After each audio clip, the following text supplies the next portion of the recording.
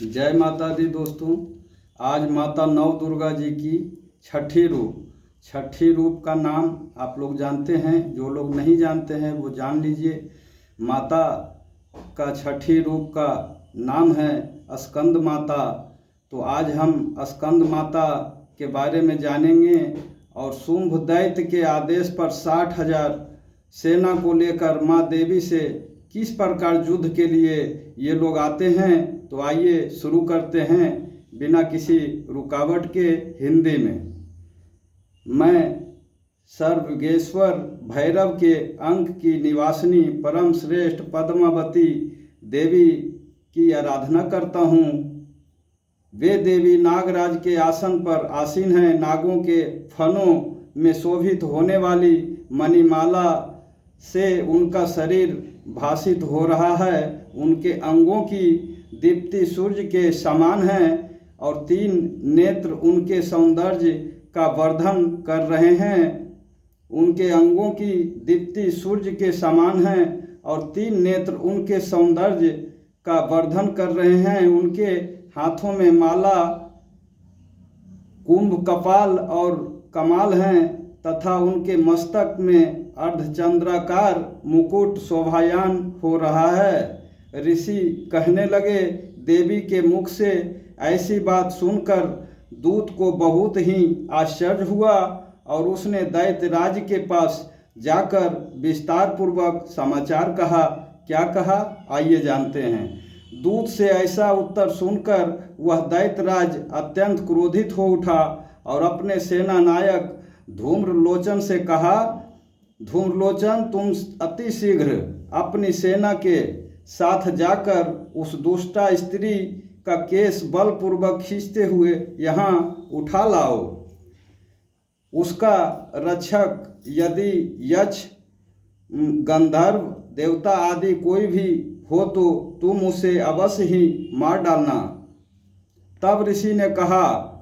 शुंभ का आदेश पाकर धूम्रलोचन अपनी 60,000 सेना के साथ वहाँ से तुरंत ही चल पड़ा। वहाँ पहुंचकर उसने हिमालय पर निवास करने वाली देवी को देखा और ललकार कर आदेश भरे स्वर में कहा, अरे तू मेरे स्वामी शुंभ निशुंभ के पास चल। यदि इस समय तुम स्वेच्छा से मेरे साथ नहीं चलेगी तो मैं तेरे केस पकड़कर घसीटते हुए जबरन तुझे ले चलूँगा।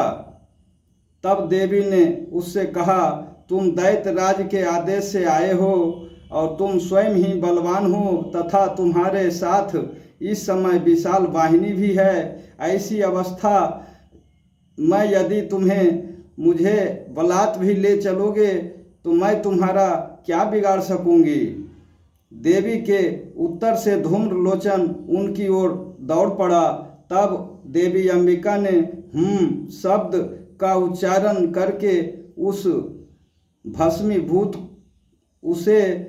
भस्मीभूत कर डाला। तत्पश्चात क्रुद्ध हुई उस विशाल सेना ने देवी पर आक्रमण कर दिया।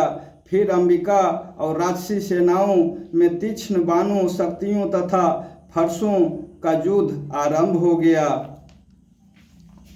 इतने में ही देवी का वाहन सिंह भी क्रोध से गर्जन करके अपनी गर्दन के बालों को हिलाता हुआ असुरों की सेना में कूद पड़ा। उस सिंह ने कुछ राक्षसों को पंजों की खरोंच से, कितनों को अपने जबरों से विदीर्ण करके और कितनों को धराशायी करके ओष्ठ की दाढ़ों का प्रहार करके मार डाला।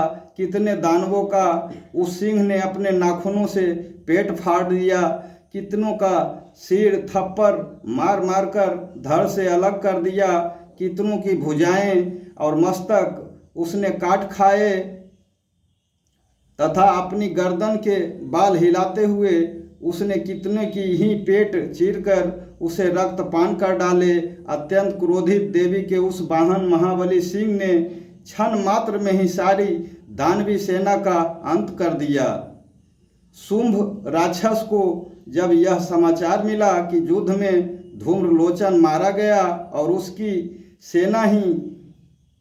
सेना सिंह के द्वारा नष्ट हो गई, तब वह अत्यंत कुपित हुआ क्रोध में आकर उसके अधरोष्ठ कंपित हो उठे। उसने चंड मुंड नामक 2 महाबली दैत्यों को आदेश दिया। क्या आदेश दिया? इति श्री मार्कंडेय पुराण सावर्णिके मनवंतरे देवी महात्म्ये शुंभ निशुंभ सोनि धूम्रलोचन नाम 6ठो अध्याय समाप्त।